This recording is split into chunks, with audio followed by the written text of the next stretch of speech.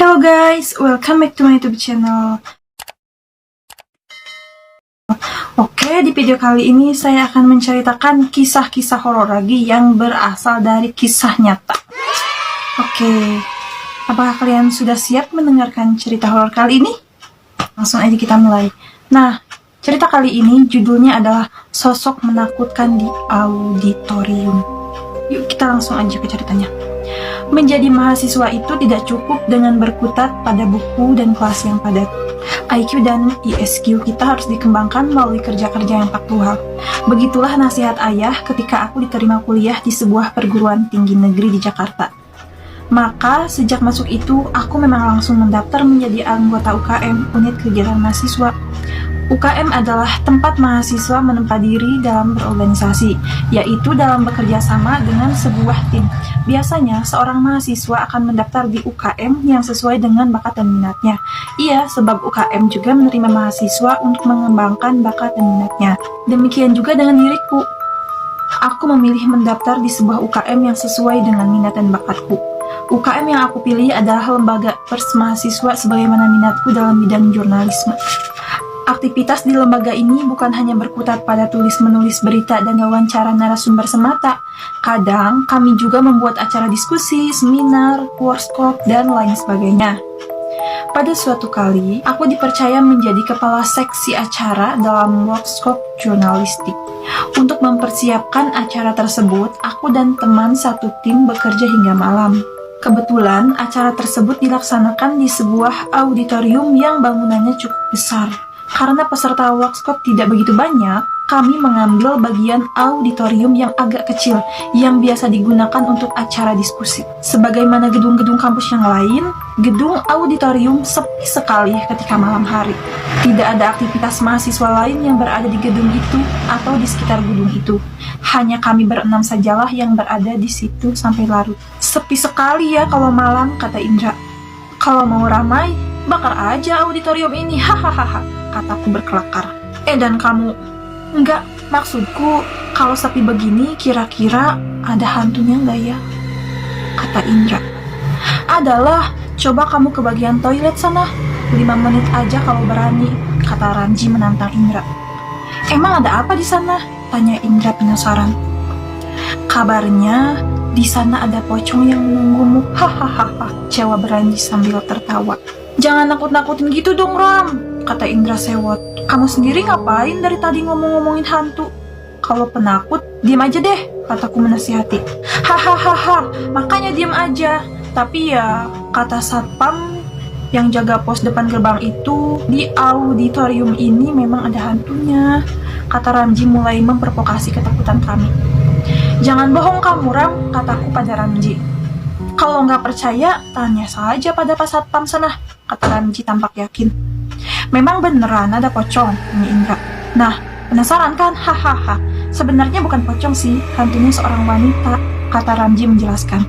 Duh, gimana ini? Indra mulai ketakutan. Jadi, dulu itu tuh ada seorang mahasiswa yang bunuh diri di auditorium ini. Dia naik ke balkon itu tuh, yang paling atas lalu terjun ke lantai. Hi, ngeri sekali sih. Indra bergidik, bulu kuduknya mulai berdiri. Tampak dia sudah mulai merinding. Iya, pas aku diceritain, Pak Satpam juga ngeri. Si cewek itu kepalanya pecah. Tangan dan kaki semuanya patah. Arwahnya sampai sekarang masih penasaran, kata Ramji lagi. Terus terang, jantungku juga berdegup kencang dengan cerita Ramji itu. Tapi, aku mencoba menenangkan diri. Aku harus menyelesaikan persiapan workshop ini, sehingga besok pagi bisa digunakan. Aku menengok arlojiku. Pukul 11 malam nih. Satu persatu teman kami pulang karena tugas mereka sudah selesai. Sedangkan pekerjaan Ramji dan Indra masih belum selesai, karena tadi kebanyakan ngobrol aja. Terpaksa, aku harus menunggu mereka sampai pekerjaan mereka selesai. Waktu terus berjalan. Sudah pukul 11 lebih 40 menit, jantungku masih berdegup kencang. Pikiranku membayangkan penampakan-penampakan yang enggak-enggak. Untung Ramji dan Indra sudah menyelesaikan pekerjaannya. Ketika kami sedang membereskan sampah-sampah kertas yang berserakan, kami mendengar suara tangisan perempuan. Teror sudah dimulai. Seketika kami menghentikan pekerjaan kami. "Kamu dengar suara cewek menangis?" tanya Indra sambil berbisik. "Iya nih, samar-samar," jawabku juga berbisik. "Shh, diam dulu," kata Indra. Ketika kami mencoba menajamkan pendengaran, suara itu kemudian menghilang. Kemudian kami saling berpandangan mata untuk bertanya. Tapi tidak ada jawaban yang kami dapatkan. "Sudah ngilang," kataku. "Iya," jawab Ramji. Kami melanjutkan lagi membereskan kertas yang berserakan dan sampah lainnya. Sekejap kemudian kami menghentikan kerja kami. Suara tangisan itu muncul lagi. Tampaknya dari arah lain. "Heh, shh," kata Ramji sambil mengacungkan telunjuknya ke bibirnya. Aku dan Indra berhenti. Tangisan itu terdengar lebih jelas daripada yang pertama tadi. Refleks, aku mengambil tasku lalu menyandangnya di punggungku. Melihat apa yang aku lakukan, Indra pun mengikuti. "Diam," kata Ramji memperingatkan. "Tiarap!" Ramji adalah anak yang paling berani di antara kami. Aku dan Indra mengikuti perintah Ramji untuk bertiarap. Dalam keadaan tiarap itu, mataku tetap mencari-cari sumber suara. Indra menelungkupkan wajahnya di lantai dan menutupi telinga dengan kedua tangannya. Kayak gitu. Mungkin dia tidak kuat menahan ketakutan karena mendengar suara tangisan itu. Dengan menutupi telinganya, dia merasa aman. Sebenarnya aneh, tapi aku biarkan aja. Tangisan perempuan yang terasa ngilu itu masih terdengar jelas. Jantungku berdegup kencang. Bulu kuduk pun semakin tegak berdiri. "Siap-siap," kata Ramji masih berbisik. Aku tidak paham maksudnya. Aku mengikuti saja apa yang dilakukan Ramji. Tampaknya dia nyuruh kami bersiap untuk lari jika situasi tidak menguntungkan. Indra masih posisi menelungkup. Dia tidak mendengar perintah Ramji karena telinganya ditutup. Oh ya, berarti dia sendiri nggak mendengar perintahnya.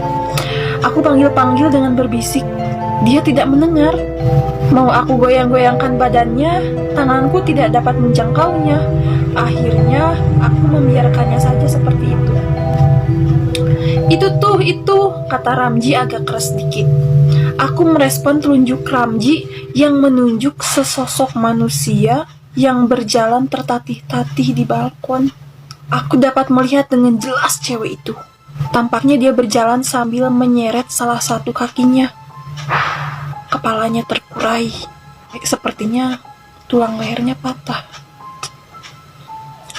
Aku semakin merinding dan jantung semakin berdebar keras.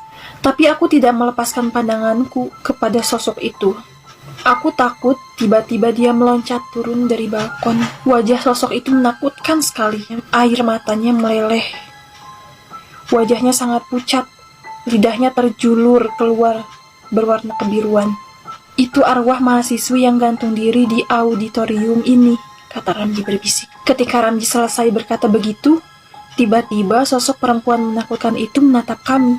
Matanya melotot keluar memandangi kami yang ketakutan. Aku sudah tidak tahan lagi dalam kondisi seperti ini.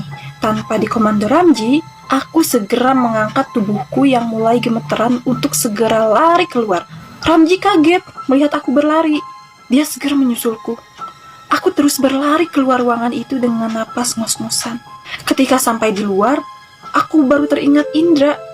"Indra, Ram," kataku pada Ramji. "Hah? Di mana dia?" tanya Ramji. "Dia masih di dalam. Wajahnya menelungkup. Telinganya ditutupi," kataku. "Matilah dia. Ayo ke pos satpam. Minta bantuan," kata Ramji. Kami segera berlari ke pos satpam. Untung ada 3 satpam yang sigap membantu kami. Ketiga satpam itu segera berlari menuju ruang auditorium. Aku dan Ramji membuntuti mereka dari belakang. Sebelum memasuki ruangan itu, kami mendengar suara tangisan, tapi tangisan laki-laki. Kami berhenti sejenak. "Hah? Kok tangisannya ganti? Tangis laki-laki?" tanyaku. "Itu suara tangisan Indra tahu," kata Ramji kesal padaku. Kami berlari lagi masuk ke dalam. Indra sudah di papas satpam. Aku melihat-lihat sekitar balkon dan ke seluruh ruangan. Sosok menakutkan itu sudah tidak ada. Syukurlah. Meskipun Indra menangis, tetapi dia selamat dari sosok perempuan itu.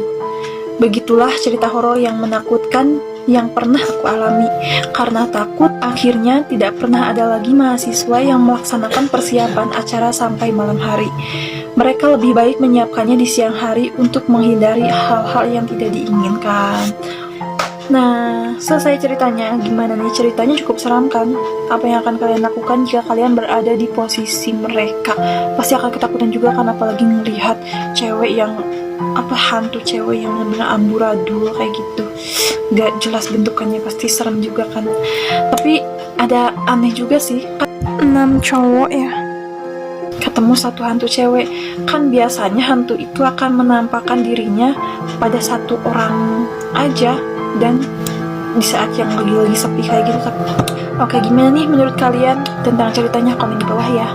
Oh ya, untuk kalian yang punya cerita menyeramkan juga atau pernah ketemu hantu gitu, kalian bisa ceritain di kolom komentar, atau kalian bisa DM aku di Instagram @windaps10, atau bisa kirimin ke email saya cerita kalian. Emailnya aku tulis di sini, windaps10@gmail.com. Nanti semua email atau cerita-cerita yang masuk akan aku bacakan satu persatu di YouTube ini. Nah, pokoknya kalian jangan pernah takut sama setan belek, setan engklek.